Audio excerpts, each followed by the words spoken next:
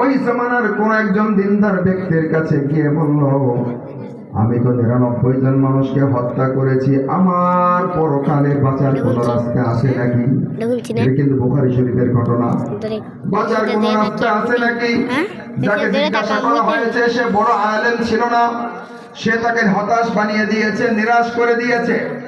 এত মানুষকে হত্যা করেছো, তোমার আবার কিসের তওবা? দূর হও এখান থেকে, দূর হও। সে চিন্তা করলো, আমার যদি তওবা না থাকে তাহলে তোমাকে আর বাঁচায় লাভ কি? তাকেও হত্যা করে 100 জন পুরা করছে। 100 জন পুরা করার পরেও তার অন্তর থেকে আল্লাহর ভয় দূর হয় নাই, পরকালের ভয় তাকে কাতর করে ফেলেছে। হত্যা তো করলাম রাগের বসে 100, কিন্তু মরলে পরে আল্লাহর কাছে ধরা পড়তে হবে, তখন আমার কি উপায় হবে? চলতে চলতে চলতে চলতে এক আল্লাহওয়ালা ভালো বনী ইসরাইলের এক আলেমের, ইহুদি আলেমের কাছে জিজ্ঞাসা করছে, এমন একজন ব্যক্তি যে নাকি 100 জন মানুষকে হত্যা করেছে, তার কি বাঁচার কোনো উপায় আছে নাকি? ভদ্রলোক বললেন, হ্যাঁ হ্যাঁ, 100 জন মানুষকে হত্যা করার পরেও যদি সে তার পিছনের অতীত গুনাহের দিকে আর যদি ফিরে যেতে না চায়, ওই গুনাহগুলো যদি আর না করে, আর যদি মানুষ হত্যা না করে পাক্কা দিল থেকে যদি তওবা করে আগামী দিনের জন্য যদি ফিরে আসে, ইস্তেগফার করে, আল্লাহ তাআলা তার জিন্দেগীর সব গুনাহগুলোকে মাফ করে তার জন্য আগামী দিনের সুন্দর জান্নাতের রাস্তা আসান করে দিবেন।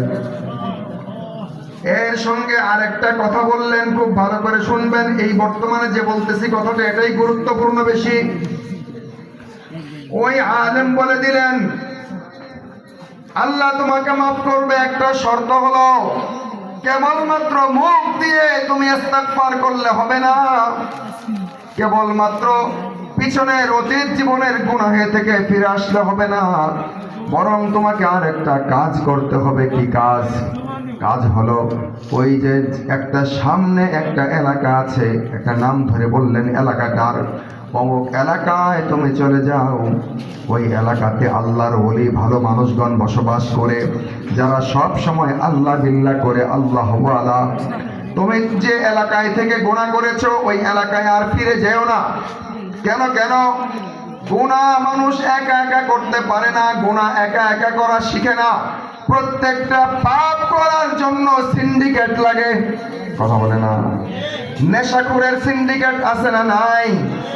আপনি জীবনে সিগারেট খান নাই, আপনার বাড়িতে জীবনে কেউ সিগারেট খায় নাই, বিড়ি খায় নাই, কিন্তু হঠাৎ করে দেখলেন আপনার সন্তানটা বিড়ি সিগারেট তো পরের কথা।